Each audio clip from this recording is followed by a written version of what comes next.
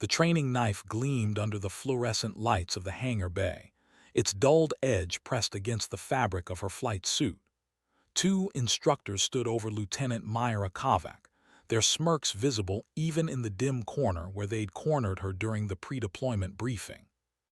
She'd arrived at Naval Air Station Oceana 3 days earlier, transferred from a logistics squadron nobody had heard of, assigned to fly the EA-18G Growler with an electronic warfare unit deploying to the Persian Gulf.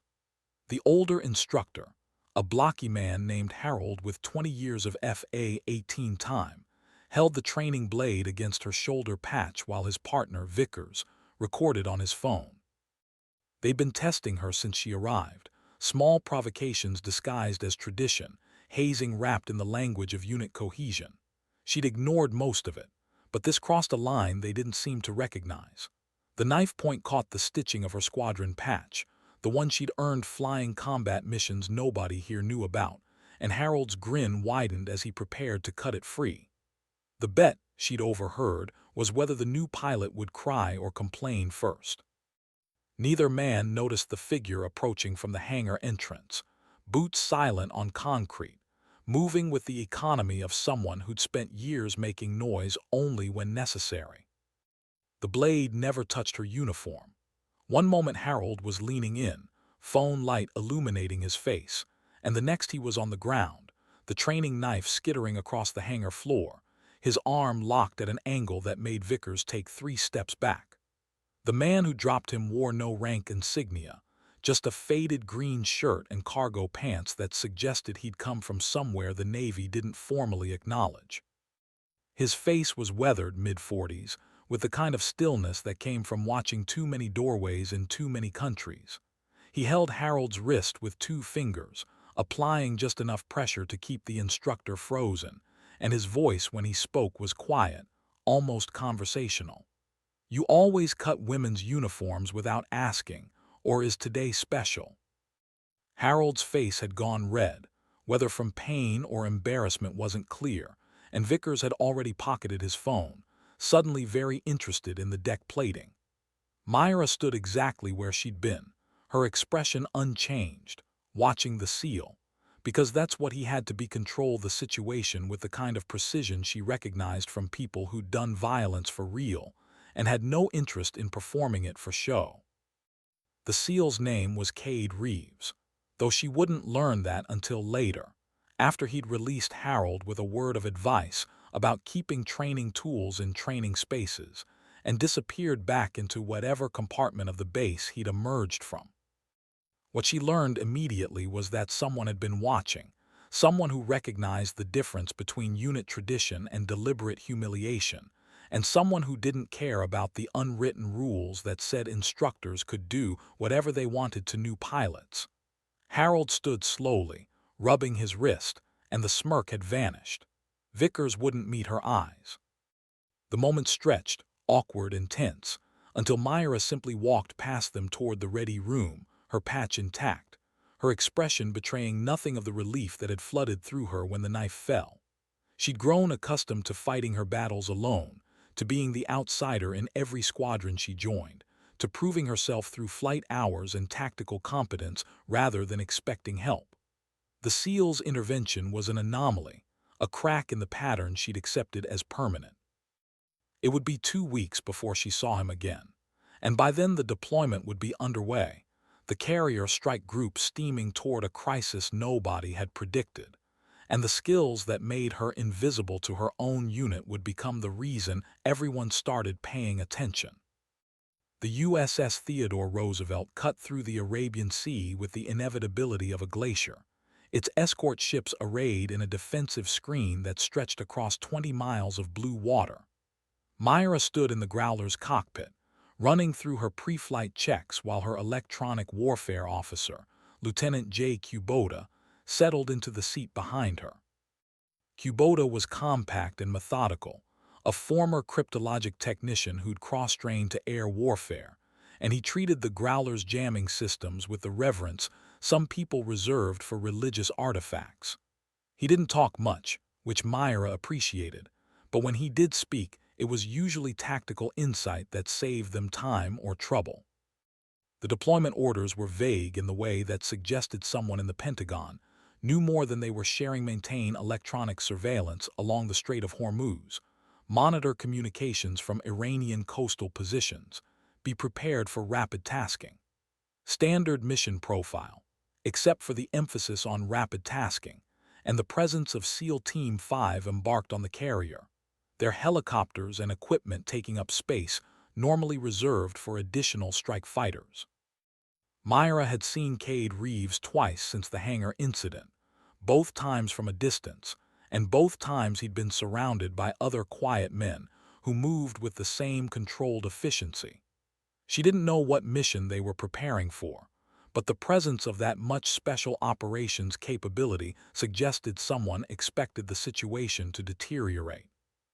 The launch was routine, catapult acceleration pinning her against the seat before the Growler shot off the bow into morning sky, sunrise painting the eastern horizon in shades of copper and gold. Kubota's voice came through the intercom, calm and focused, calling out system status, while Myra brought the aircraft into a climbing turn, falling into formation with their section leader.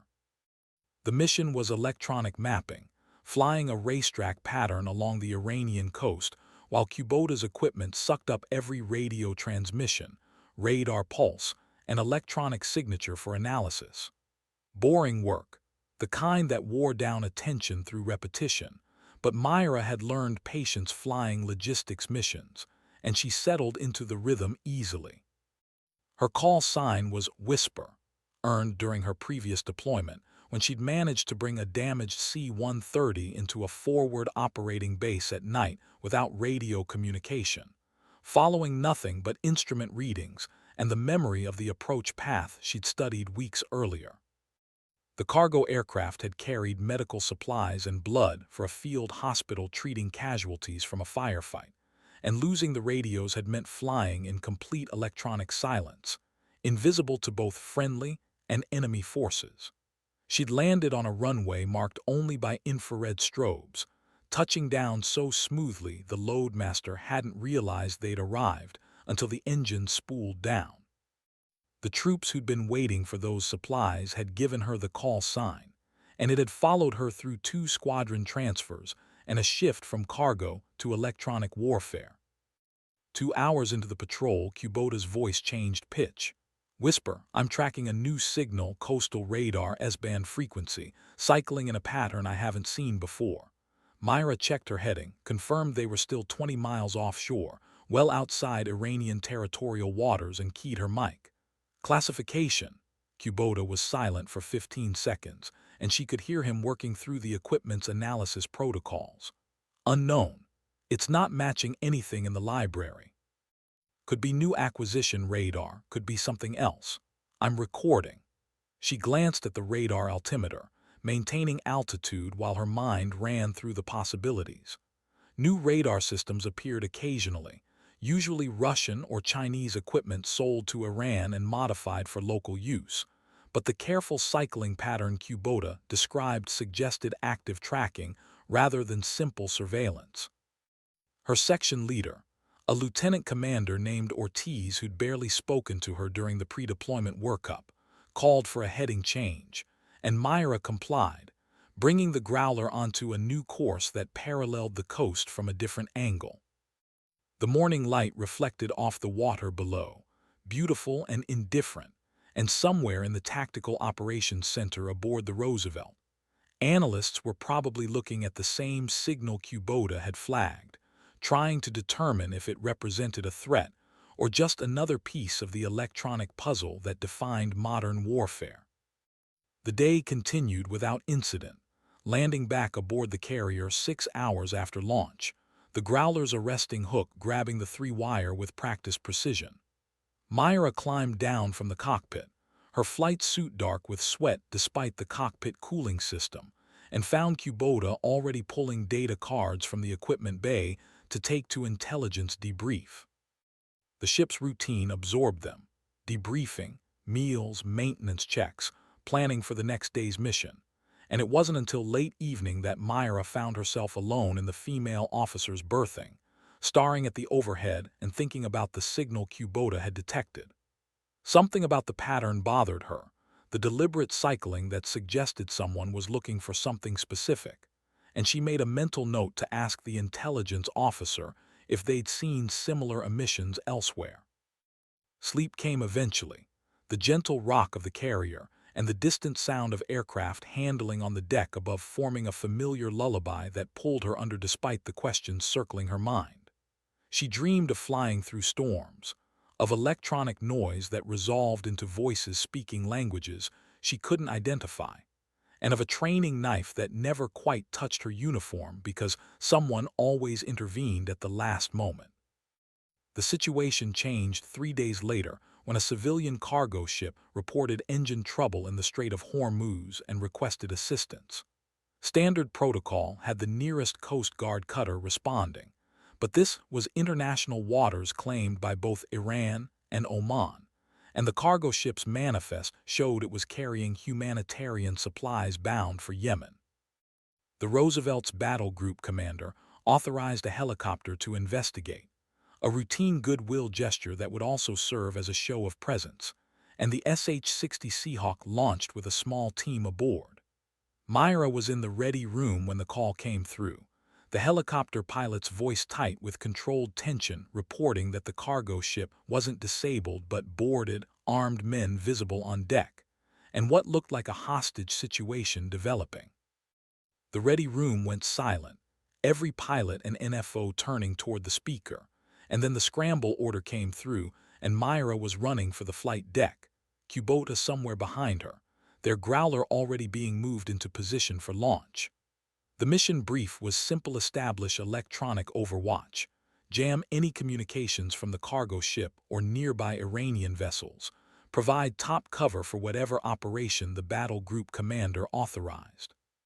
Simple on paper, but Myra had flown enough missions to know that simple meant complicated once bullets started flying or political considerations entered the tactical picture.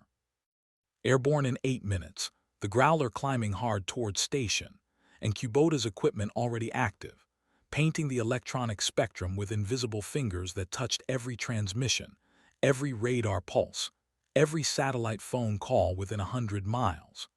Below them, the cargo ship was a white speck against dark blue water, circled now by 2 Iranian patrol boats whose presence suggested this wasn't a random act of piracy but something coordinated.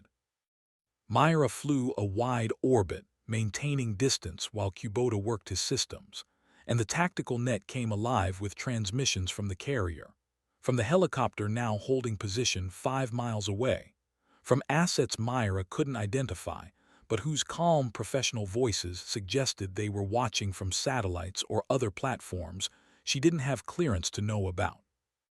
The SEAL helicopters launched 20 minutes into her orbit, 2 MH-60s coming in low and fast, and Myra knew without being told that Cade Reeves was probably aboard one of them, preparing for a mission that would either end quietly with negotiations or loudly with gunfire. Her job was to make sure no one could call for help, no reinforcements could be summoned, no Iranian anti-aircraft systems could lock onto the helicopters during their approach. She'd done electronic warfare in training, in exercises, but never in a situation where the wrong frequency jammed or the wrong signal blocked could get people killed. Kubota's voice was steady, calling out targets as he identified them. Patrol Boat 1 is trying to transmit, VHF frequency blocked. Patrol Boat 2, same thing, blocked. I'm tracking what might be a satellite uplink from the cargo ship, working on it. Myra acknowledged, her hands light on the controls, maintaining the orbit while her eyes scanned the horizon for threats. The Iranian coast was a brown smudge to the north, and somewhere over there were air defense sites with radar systems that could see her growler, fighters that could launch if someone decided this situation warranted escalation. She thought about the signal Kubota had detected days earlier, the careful cycling pattern, and wondered if it was related to this, if someone had been preparing for exactly this kind of scenario. The SEAL helicopters were 10 minutes out when the situation developed. A new Rinkala 3rd Iranian patrol boat appeared from a cove along the coast, moving fast, heading directly for the cargo ship. Myra reported it, her voice calm despite the adrenaline beginning to filter through her system, and the response from the carrier was immediate. She was authorized to jam all communications from the new arrival, to prevent coordination between the three patrol boats and whatever force had boarded the cargo ship. Kubota worked his magic, and the electromagnetic spectrum around the patrol boat became white noise, every frequency blocked, every transmission attempt smothered under layers of jamming that made communication impossible. The SEAL insertion happened so fast Myra almost missed it, the helicopters coming in from different angles, fast-roping teams onto the cargo ship's deck while door gunners provided cover, and then both helicopters were climbing away, leaving the SEALs to their work. Myra maintained her orbit, Kubota maintaining the jamming pattern, and the patrol boats below began acting confused, circling without apparent coordination, unable to communicate with each other or with whoever had ordered them to this location. She counted the seconds, knowing that somewhere on that cargo ship Cade Reeves and his team were clearing compartments, securing hostages, neutralizing threats with the kind of practiced efficiency that made it look easy. The tactical net stayed quiet except for brief status updates, and Myra focused on flying, on maintaining exactly the orbit she'd been assigned, on trusting that Kubota would tell her if something changed that required her attention. The sky was cloudless, perfect flying weather, and the cognitive dissonance between the beauty of the afternoon and the violence happening below made her think about all the times she'd flown into situations that looked peaceful from altitude but were chaotic and deadly on the ground. The extraction call came 31 minutes after the insertion, the SEAL Ground Force commander reporting cargo ship secure, hostages safe, boarders detained, requesting immediate extraction. The helicopters returned, the same fast precision in reverse, teams climbing rope ladders while the Growler maintained its protective electromagnetic bubble around the entire operation. Myra watched the patrol boats, waiting for them to do something aggressive, but they simply held position, apparently unwilling to engage without orders they couldn't receive. The helicopters cleared the area, heading back toward the Roosevelt, and Myra received permission to RTB, her mission complete. Kubota secured his equipment, downloading the electronic intelligence they'd collected, and Myra brought the Growler into a descending turn that would line them up for the carrier approach. She felt the familiar post-mission fatigue settling over her, the adrenaline draining away and leaving behind the simple satisfaction of having done the job correctly. Nobody had called her by name over the tactical net. Nobody had acknowledged her presence except through Mission Essential transmissions, but she'd done exactly what was needed, and the SEALs had come home with everyone they'd gone to get. That was enough. The debrief lasted 3 hours, intelligence officers asking questions about every transmission, every signal, every moment of the jamming pattern Kubota had maintained. Myra answered precisely, sticking to observations and avoiding speculation, and noticed that Cade Reeves was sitting in the back of the room, listening without comment. When the debrief ended, most people filed out quickly, but Reeves caught her eye and gestured toward a quiet corner of the passageway outside. She followed, curious, and waited while he seemed to choose his words carefully. "That was good work up there," he said finally. "Your EWO kept us invisible the whole time, made the mission a lot simpler than it could have been." Myra nodded, accepting the compliment without false modesty. "Kubota's the best I've flown with. He knew what you needed before you asked." Reeves smiled slightly, the expression transforming his weathered face into something almost boyish. "We noticed. Intel flagged your signal reports from earlier this week. That new radar signature you detected. It's part of a coastal defense network Iran's been building. You were the first platform to identify it. That's why we knew to expect coordination when this situation developed." The information settled over her like pieces of a puzzle clicking into place, and she realized the deployment was going to be more complicated than anyone had briefed. Over the following weeks, Myra flew 23 missions, each one adding layers to her understanding of the electronic warfare environment in the Gulf. Kubota became more than just her backseater, he became a tactical partner who could anticipate threats and respond before they fully developed. The squadron's attitude toward her began to shift, not dramatically, but in small ways. Pilots who'd ignored her started asking tactical questions. Maintenance crews began treating her aircraft with extra attention. Harold and Vickers, the instructors who'd cornered her with the training knife, never apologized, but they stopped testing her, and their interaction became professionally correct if not warm. She didn't need their friendship, but the absence of casual hostility made the shipboard routine more bearable. The SEAL team remained aboard, running missions that Myra only learned about through fragments of conversation and the occasional request for electronic support.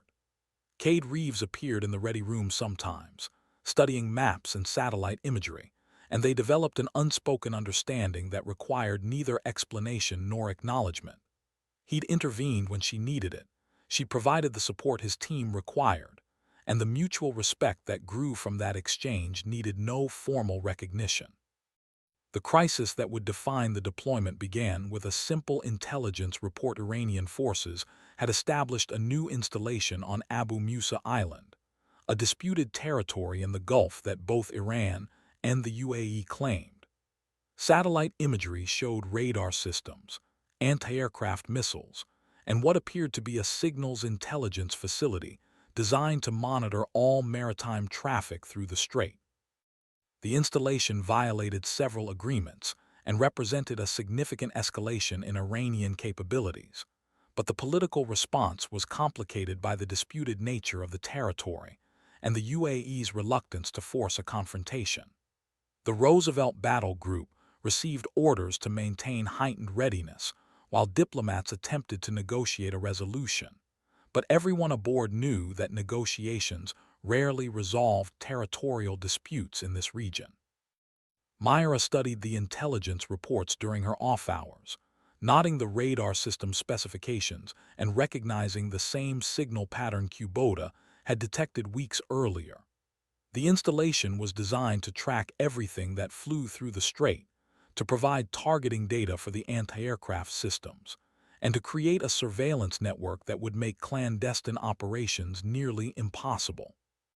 It was sophisticated, well-planned, and represented exactly the kind of capability that could shift the regional balance if left unchallenged. The tasking order arrived at 0300, delivered to the ready room by a young ensign who looked nervous about waking senior pilots. Myra read it twice, making sure she understood the implications, then went to find Kubota. The mission was reconnaissance, fly close to Abu Musa Island, map the electronic emissions from the new installation, provide detailed intelligence on radar coverage and signal patterns. Standard work, except they'd be flying alone, without fighter escort, relying entirely on the Growler's jamming systems and Myra's ability to stay outside the enemy's engagement envelope, while getting close enough for Kubota's equipment to gather useful data. It was the kind of mission that looked simple on paper, but required perfect execution, and any mistake would put them within range of systems designed specifically to kill aircraft like theirs. Kubota took the news calmly, already mentally preparing his equipment checklist, and Myra felt the familiar pre-mission focus settling over her like a well-worn jacket. She'd flown dangerous missions before, had brought damaged aircraft home through worse conditions, but something about this felt different. The installation on Abu Musa represented a deliberate provocation, and flying reconnaissance against it meant entering a space where the normal rules of engagement might not apply. The launch was scheduled for dawn, taking advantage of the low sun angle that would make visual acquisition harder for the Iranian defenders.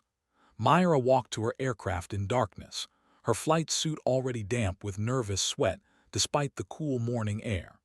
The deck crew had the Growler positioned on Cat 3, and she completed her pre-flight by flashlight, checking control surfaces and equipment bays with extra care.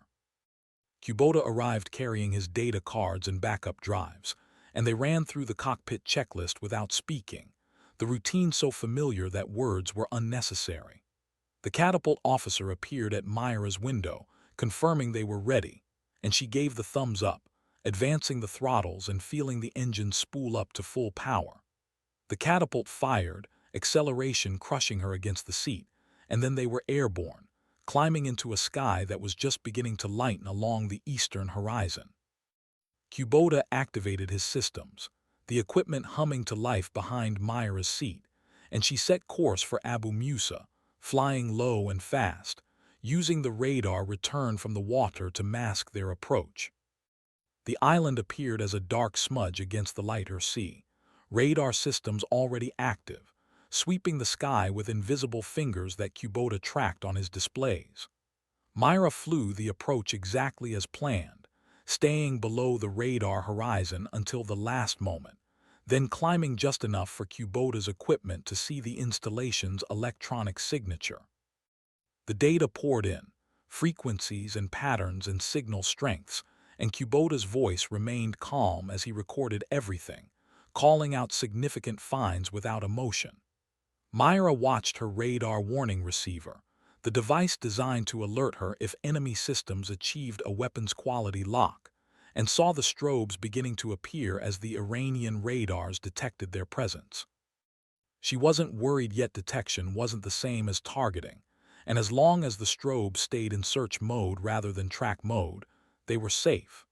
The mission profile called for 3 passes, each from a different angle, building a complete picture of the installation's coverage. The first pass went perfectly, Kubota gathering baseline data while Myra maintained the precise altitude and heading that kept them outside the engagement envelope. The second pass showed the Iranian defenders adapting, their radar systems shifting frequencies to try to burn through whatever jamming Kubota was providing. The third pass triggered a lock. The radar warning receiver went from strobes to solid tone, the sound that told Myra someone had achieved a targeting solution and was preparing to fire. She reacted instantly, braking hard left and diving, throwing the Growler into defensive maneuvers while calling the threat to Kubota. He was already working the problem, activating every jammer they carried, filling the electromagnetic spectrum with noise designed to break the lock. The missile launch warning came 3 seconds later, a surface-to-air missile coming off the island, tracking toward them with the kind of speed that left no time for indecision. Myra knew the numbers. The missile was faster than her aircraft, could turn tighter, and had the energy advantage of launching from the ground. Her only option was to defeat its seeker, to fill the sky with so much electronic confusion that the missile couldn't maintain its lock. She threw the Growler into a series of aggressive turns, deploying chaff and flares, while Kubota worked his equipment with the focused intensity of someone who understood exactly what was at stake. The missile stayed locked for 7 seconds, tracking through the first 2 turns, but Kubota's jamming finally took effect, and the weapon went stupid, flying straight while Myra reversed course and dove for the deck. They made it back to the carrier on fumes, the Growler's fuel tanks nearly empty after the extended defensive maneuvering, and Myra trapped aboard with her hands shaking slightly from adrenaline comedown. Kubota had the data, every frequency and pattern and signal strength recorded, and the intelligence it represented would reshape how the Navy understood the threat from Abu Musa. But the missile shot changed everything. Iran had fired on a U.S. aircraft in international airspace, a clear escalation that would force a response, and as Myra climbed down from the cockpit, she could already see the heightened activity across the flight deck. Cade Reeves was waiting near the island's superstructure, his expression grim, and when he approached she knew something significant was developing. "They're planning a strike," he said without preamble. "The installation on Abu Musa. We're going to take it down before they can use it to control the strait. Your reconnaissance just gave us the targeting data we needed." Myra nodded, understanding the implications. A strike on Abu Musa would be a major operation, requiring coordination between air assets, special operations forces, and probably cruise missiles from the escort ships. And if the Iranians responded, it could escalate into the kind of regional conflict everyone had been trying to avoid. The planning session lasted 18 hours. Officers from every department aboard the Roosevelt contributing to an operation that would either succeed completely or fail catastrophically. Myra attended because her reconnaissance data was essential to understanding the target, and because the Air Wing commander wanted her expertise on the electronic warfare aspects of the mission. She sat in a room full of senior officers and special operations planners, the only female pilot present, and noticed that nobody questioned her presence or dismissed her input. The respect had been earned through missions flown and threats survived, and she wielded it quietly, offering tactical observations without ego or self-promotion. Cade Reeves sat across the table, asking pointed questions about radar coverage and signal propagation, and she realized he was thinking about how his team would infiltrate the island to destroy equipment that couldn't be hit from the air. The strike plan took shape gradually. Cruise missiles would suppress the air defenses. FA-18 Super Hornets would hit the radar installations with precision-guided munitions, and the SEALs would land to ensure complete destruction of the signals intelligence facility. Myra's Growler would provide electronic warfare support, jamming Iranian communications and degrading their ability to coordinate a response. It was ambitious and risky, and it required perfect timing across multiple platforms operating in an environment where the enemy would be fully alert and highly motivated to resist. The brief to the aircrew happened at midnight, the ready room packed with pilots and naval flight officers who understood they were about to participate in something significant. The Air Wing commander laid out the plan with clinical precision, showing targeting priorities and timeline and rules of engagement. Myra listened carefully, nodding where her responsibilities intersected with other platforms, memorizing the abort criteria and emergency procedures that might mean the difference between mission success and disaster. When the commander finished, he looked directly at Myra and said, "Whisper, your call sign earned you a reputation for operating in electronic silence. Tomorrow, we need you to do the opposite. We need you to fill the sky with so much noise that the Iranians can't think straight. Can you do that?" Every eye in the ready room turned toward her, and she met the commander's gaze without hesitation. "Yes, sir. Kubota and I can do that." The commander nodded, satisfied, and the brief ended with final questions and synchronization checks. Myra filed out with everyone else, feeling the weight of the mission settling onto her shoulders, and found Kubota waiting in the passageway. They didn't need to discuss the plan. They'd already internalized it, already begun the mental preparation that would carry them through the next day's chaos. The pre-dawn darkness was total when Myra walked to her aircraft, the flight deck illuminated only by small wands carried by the deck crew. The Growler had been armed with AGM-88 HARM missiles, anti-radiation weapons designed to home in on enemy radar systems, giving her an offensive capability she'd never carried before. The weight of that responsibility pressed against her chest as she climbed into the cockpit, the knowledge that she might have to fire on someone, might have to destroy equipment, and possibly kill the people operating it. She joined the Navy to serve, had accepted that combat was part of that service, but the abstract concept of warfare became very concrete when you were strapping weapons onto your own aircraft and preparing to use them.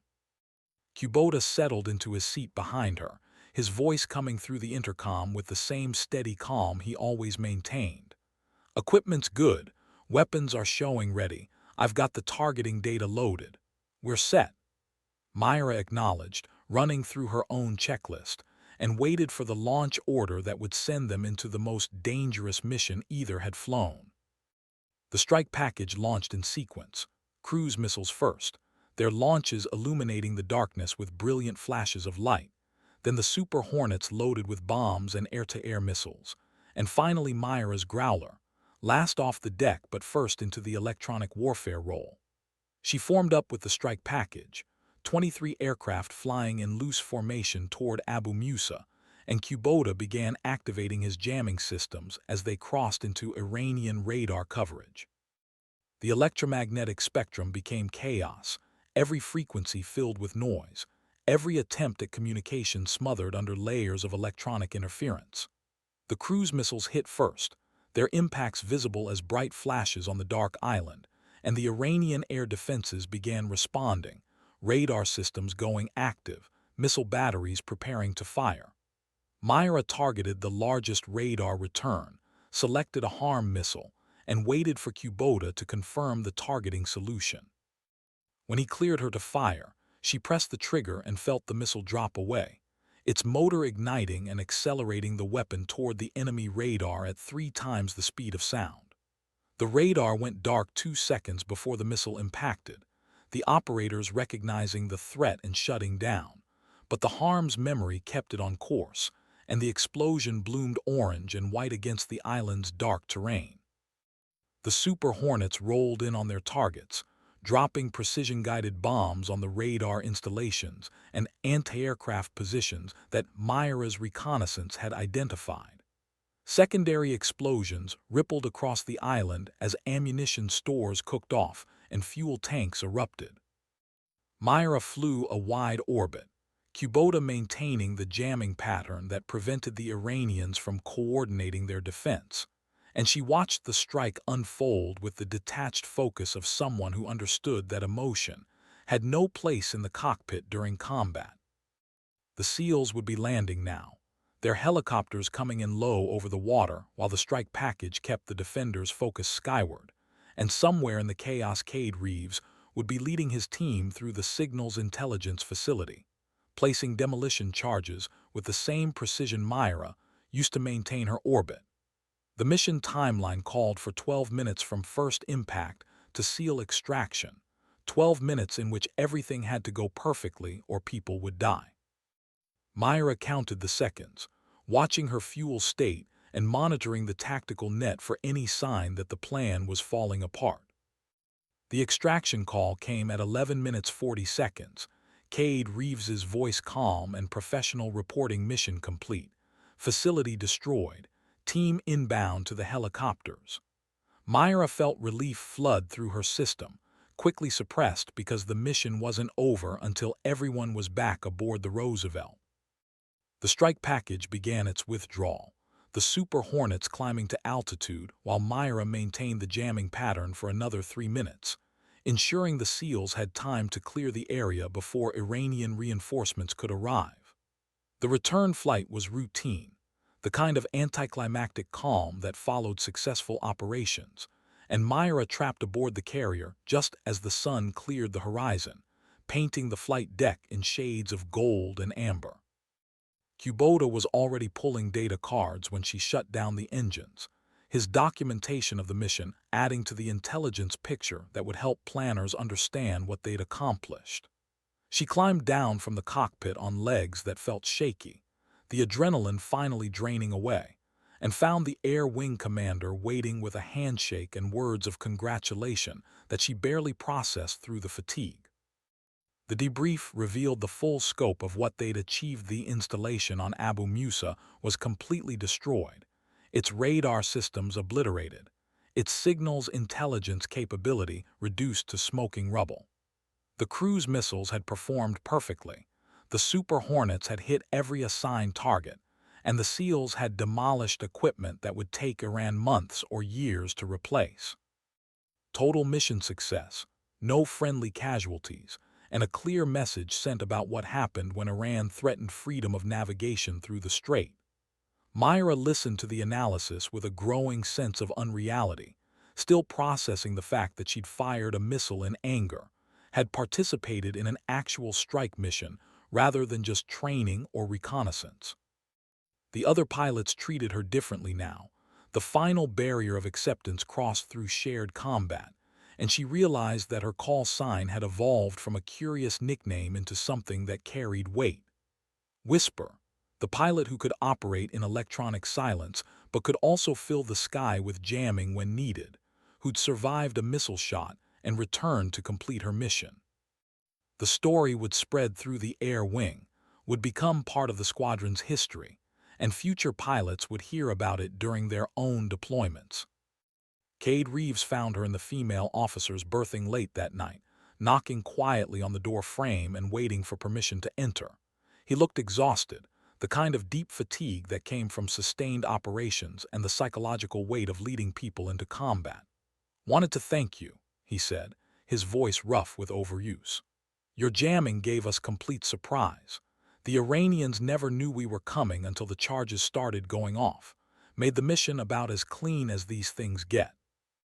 Myra nodded, accepting the thanks without false modesty. "You would have done it without us. Maybe taken a few more casualties, but SEALs always find a way."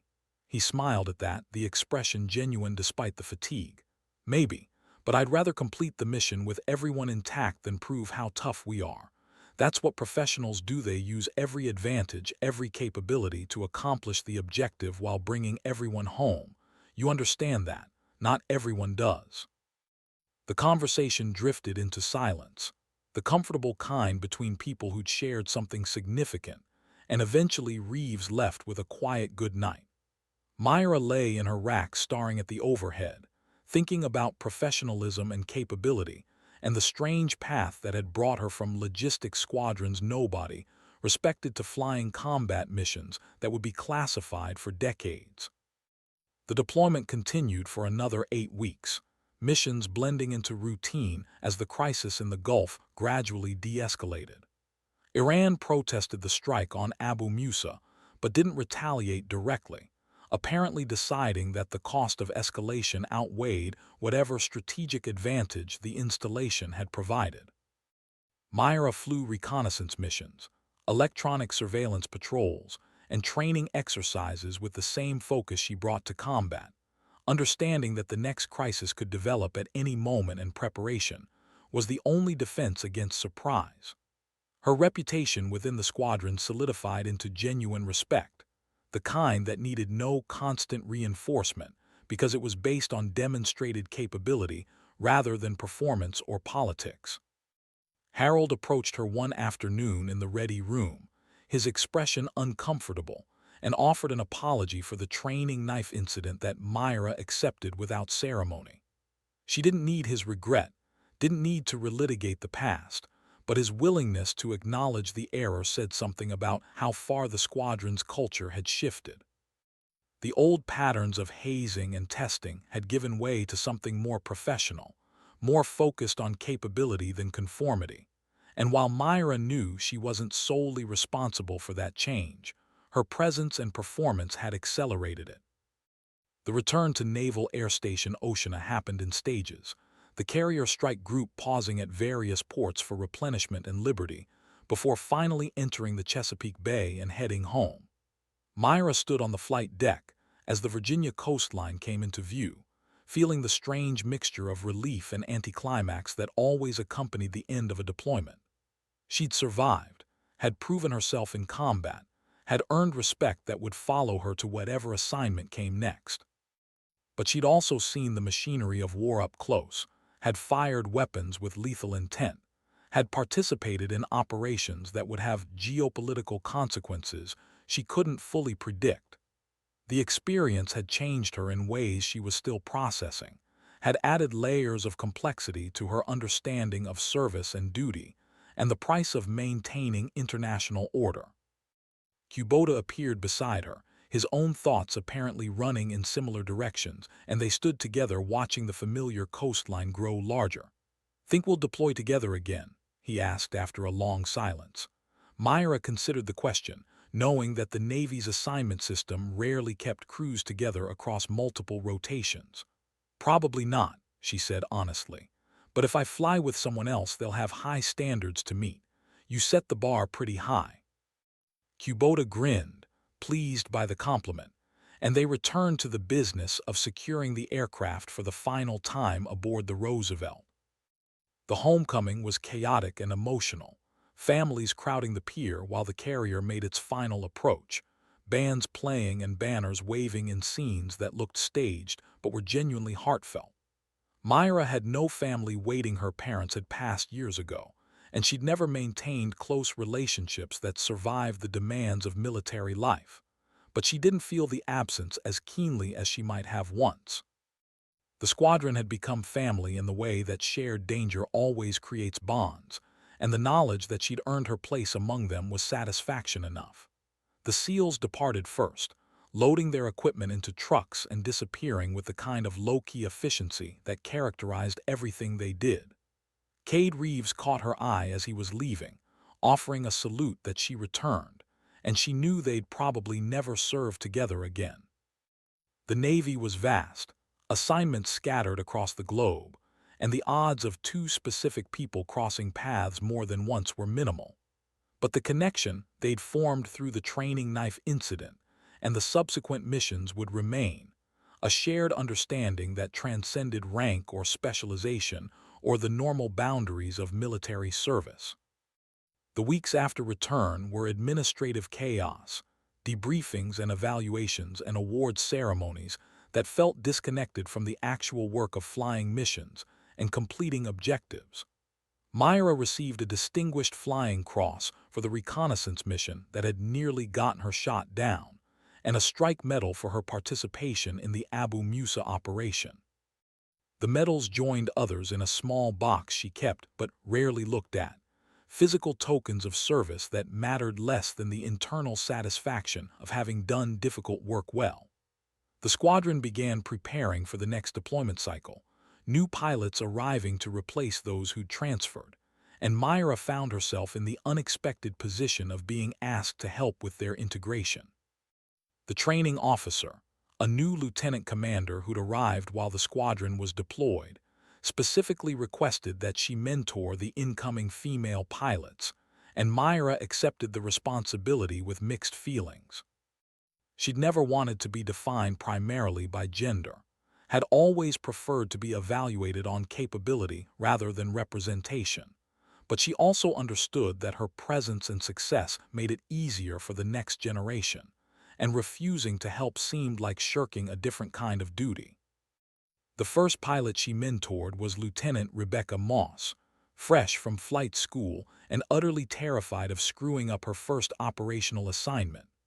Moss reminded Myra of herself years earlier, competent but hypervigilant, constantly expecting to be tested or challenged, unable to relax into the confidence her skills warranted.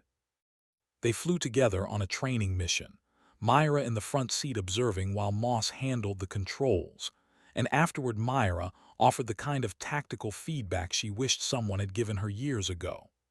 Not praise or encouragement disconnected from performance, but honest assessment of what worked and what needed improvement, delivered without the edge of judgment that turned evaluation into criticism. Moss absorbed the feedback like a sponge, asking follow-up questions and taking notes, and Myra recognized the hunger for mentorship that had defined her own early career. Over the following months they flew together regularly, Moss's confidence growing as her skills developed, and Myra discovered that teaching forced her to articulate principles she'd only understood intuitively. The experience made her a better pilot and a more thoughtful officer, and while the responsibility sometimes felt burdensome, she recognized it as growth. 2 years after the Abu Musa deployment, Myra received orders to the Naval Strike and Air Warfare Center at Naval Air Station Fallon, the Navy's premier training facility for tactical aviation. The assignment was prestigious, reserved for pilots who demonstrated exceptional capability and were being groomed for leadership positions, and Myra accepted it with the same calm focus she brought to everything else. Fallon was where the Navy's best pilots taught advanced tactics to fleet squadrons preparing for deployment, where the lessons learned in combat were distilled into training programs that would save lives when the next crisis emerged. She'd be teaching electronic warfare, passing on the knowledge she'd gained through years of flying the Growler in every environment from training ranges to actual combat, and the responsibility felt appropriate. Rebecca Moss threw her a going-away party, the squadron gathering in an off-base bar to celebrate her next assignment, and for the first time, Myra felt the kind of belonging that didn't require constant vigilance to maintain. These were her people, the tribe she'd earned membership in through skill and persistence, and the willingness to keep showing up despite the obstacles. At Fallon, Myra discovered she had a gift for instruction, the ability to break down complex tactical problems into component pieces that students could understand and apply. She taught classes on electronic warfare theory, led practical exercises where students learned to operate jamming equipment under stress, and developed new training scenarios based on threats she'd encountered during the Gulf deployment. The work was intellectually demanding in ways that pure flying wasn't, requiring her to stay current on emerging technologies and evolving threats, while also understanding how to communicate that information to pilots with varying levels of experience. She thrived in the environment, her reputation growing beyond her immediate colleagues to the broader tactical aviation community. And when the Naval Air Systems Command needed a subject matter expert to help develop requirements for the next generation of electronic warfare aircraft, they asked for her by name. The assignment took her to Pentagon, to meetings with contractors and engineers and program managers who were designing systems that wouldn't fly for another decade. And Myra found herself shaping the future of naval aviation in ways she'd never imagined when she was flying logistics missions and hopping for a chance to prove herself. The phone call came on a Tuesday afternoon, interrupting a budget meeting that Myra was barely tolerating. The Pentagon secretary pulled her aside with an apologetic expression and said there was an urgent call from Naval Special Warfare Command, and Myra's first thought was that something had happened to Cade Reeves. She took the call in an empty conference room, her heart rate elevated, and was surprised to hear Reeves's voice on the other end, calm and professional. "Hope I'm not interrupting anything important," he said, and she could hear the smile in his voice. "Just trying to justify procurement costs to people who have never flown in combat," she replied. "What's going on?" Reeves explained that he was now commanding a SEAL team preparing for deployment to the South China Sea, and he needed an electronic warfare expert to help plan operations in an environment where Chinese surveillance capabilities were significantly more sophisticated than anything Iran had fielded. He was calling to ask if she'd be willing to serve as a liaison officer for the deployment, providing tactical expertise and potentially flying support missions if the situation required. The request was unusual but not unprecedented. The Navy regularly assigned subject matter experts to support special operations when specific capabilities were needed. Myra didn't hesitate. "When do you need me?" The question launched a series of conversations with her chain of command, with naval special warfare planners, and eventually with the admiral who oversaw naval aviation requirements at the Pentagon. The assignment would mean leaving her current position for 6 months, deploying aboard an amphibious assault ship rather than a carrier, and operating in an environment where the rules of engagement were even more restrictive than what she'd experienced in the Gulf. But it would also mean flying again, doing the work she'd trained for rather than talking about it in conference rooms, and the opportunity to work with Cade Reeves's team was appealing in ways that went beyond professional interest. She'd missed the immediacy of operational flying, the clarity of purpose that came from having a specific mission rather than abstract requirements to develop, and 6 months supporting special operations sounded like exactly the reset she needed. Her boss at Naval Air Systems Command wasn't happy about losing her, but he understood the value of maintaining operational credibility and eventually signed off on the temporary assignment. The USS America was smaller than the Roosevelt but purpose-built for amphibious operations, with flight deck space for helicopters and vertical takeoff aircraft rather than the full range of carrier-capable platforms. Myra's Growler would operate from the America during specific missions, flying out to support SEAL operations, and then returning to the ship before darkness made deck operations too risky. The arrangement was unconventional, but Naval Special Warfare had arranged for the necessary equipment and personnel to support her aircraft, and she arrived aboard ship to find a small but highly capable team waiting. Cade Reeves met her at the Air Operations Office, his appearance unchanged except for the additional rank insignia that reflected his new position, and his greeting was warmly professional. "Welcome to the floating ghetto," he said, gesturing at the cramped passageways and multiple-use spaces that characterized amphibious ships.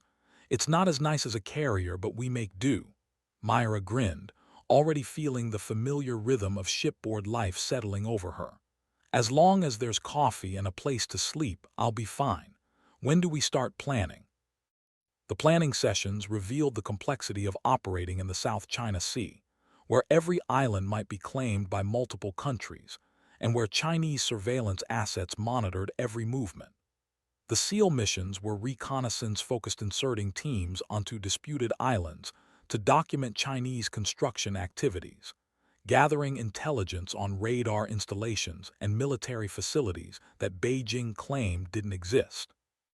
Myra's role was to provide electronic warfare support during insertions and extractions, jamming Chinese communications and degrading their surveillance capabilities long enough for the SEALs to complete their work undetected.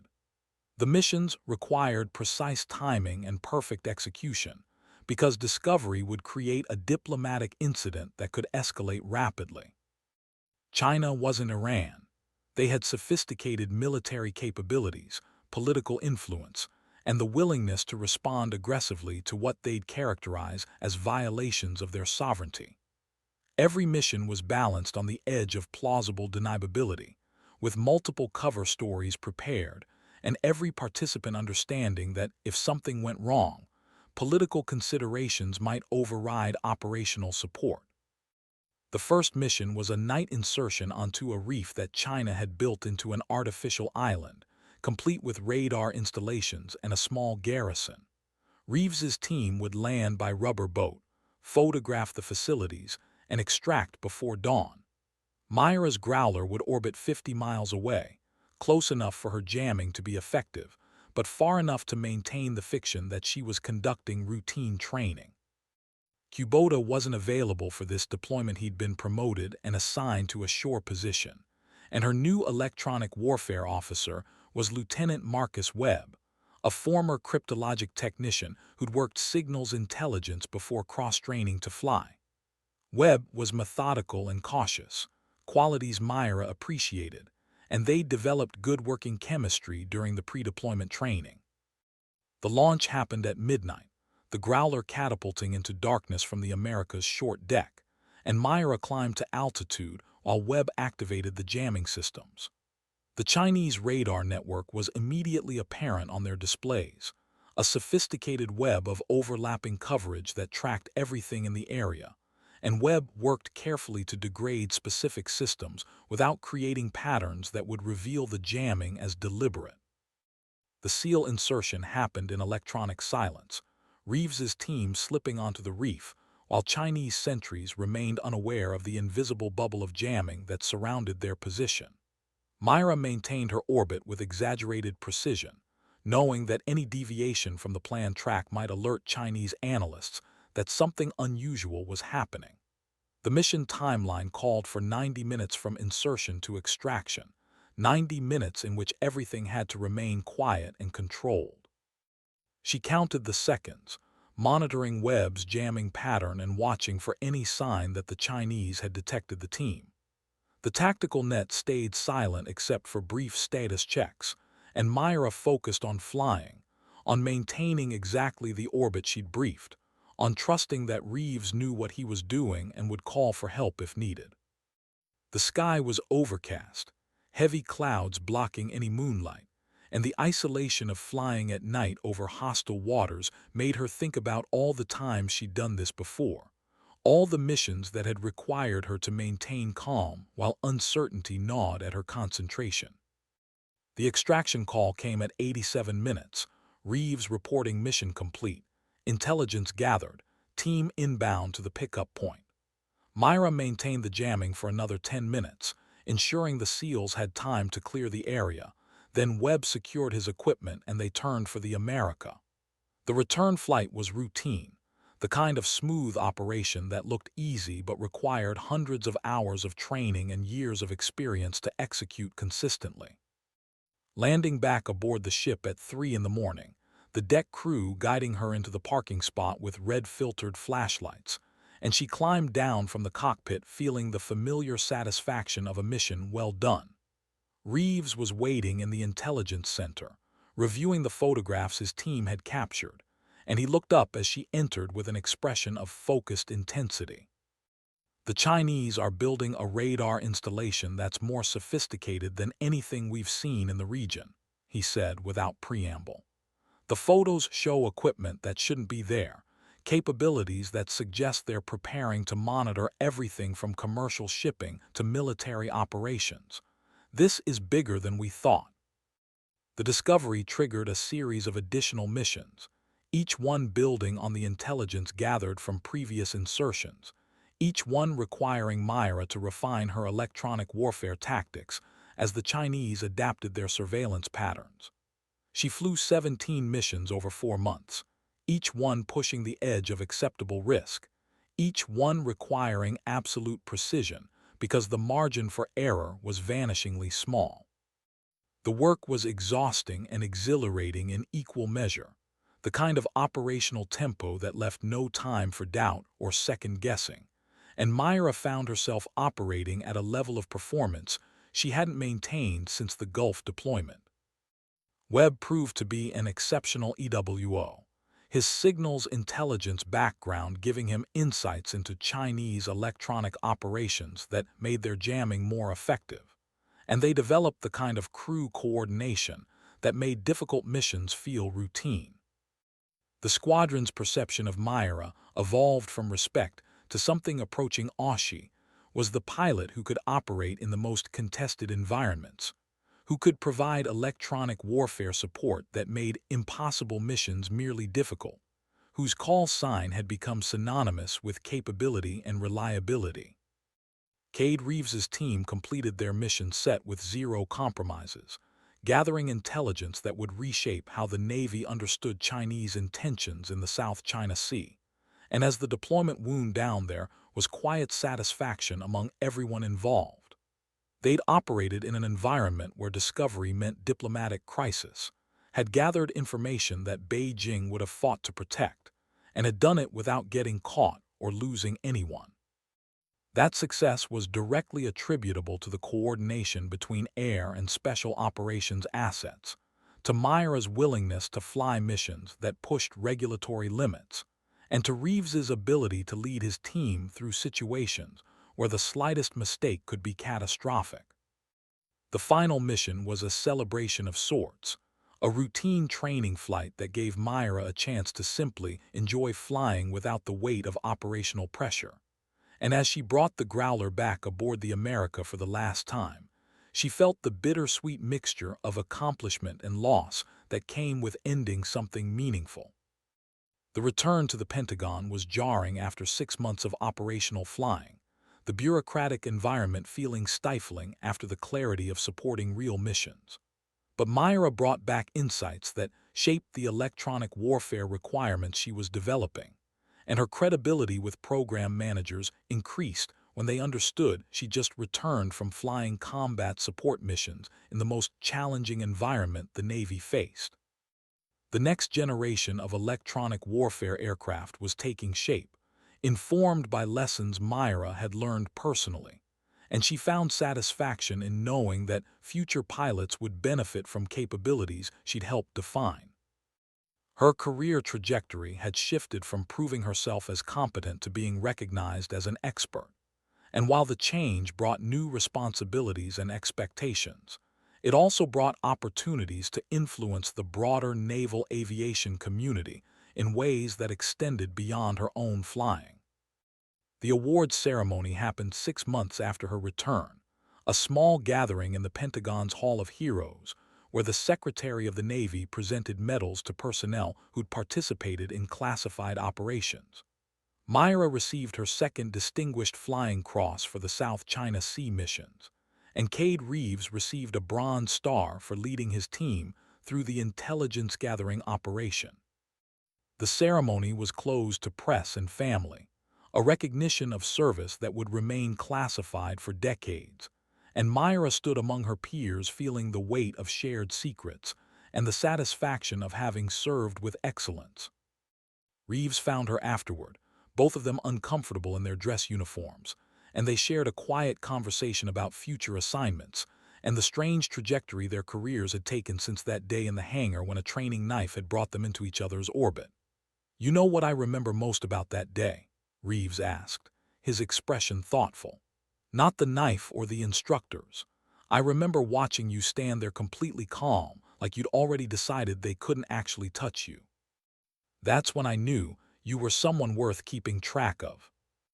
Myra's final assignment before retirement was as commanding officer of an electronic warfare squadron based at Naval Air Station Whidbey Island, the position representing the pinnacle of her career and a recognition of everything she'd accomplished. She led the squadron through 2 deployments, trained dozens of pilots and EWOs in the tactics she'd developed over years of operational flying, and built a unit culture that valued competence over conformity and capability over credentials. The squadron's performance metrics were exceptional, their readiness levels consistently above average, and when Myra transferred command to her relief, she did so knowing she was leaving the unit stronger than she'd found it. The retirement ceremony was larger than she'd wanted, with speakers who'd flown with her at various points in her career sharing stories that made her uncomfortable with their praise but also proud of what she'd achieved. Rebecca Moss, now a lieutenant commander leading her own division, gave a speech about mentorship that made Myra tear up despite her determination to remain composed. The final flight was bittersweet, a sunset patrol along the Washington coast with Webb in the back seat, the Growler's systems humming with familiar efficiency as they flew in silence. Myra thought about all the missions she'd flown, from logistics runs nobody noticed to combat operations that would remain classified for generations, and felt the satisfaction of having served with distinction in a field that hadn't always welcomed her. Her call sign had become legend in the electronic warfare community. Whisper, representing not just her ability to operate in electronic silence, but her broader approach to service-quiet competence, reliable performance, and the kind of excellence that needed no announcement because it was visible in the results. She landed for the final time as the sun touched the horizon, the Growler settling onto the runway with the gentleness that came from thousands of hours of practice. And as she taxied toward the parking spot where a small crowd waited, she knew this chapter was ending, but the impact of her service would continue through the pilots she'd trained and the systems she'd helped develop. Standing on the ramp after shutdown, still wearing her flight suit, Myra accepted congratulations from the crowd with the same quiet grace she'd maintained throughout her career. Cade Reeves had flown in for the retirement ceremony, now a captain commanding a SEAL team and looking every bit the senior officer he'd become, and his presence meant more than any official recognition.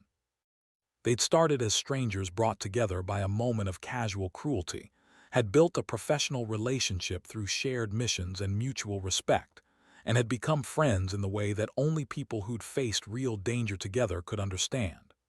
"The Navy's going to miss you," Reeves said as the crowd dispersed. "Not just your flying, but your example. You changed what people thought was possible, and that matters more than any single mission." Myra nodded, accepting the compliment without false modesty, and looked up at the sky where other pilots were flying their own missions, following trajectories she'd helped make possible. The training knife had never touched her uniform. A SEAL had intervened when institutional culture failed, and the arc that followed had been defined by her choices and capabilities rather than the limitations others tried to impose. That was legacy enough.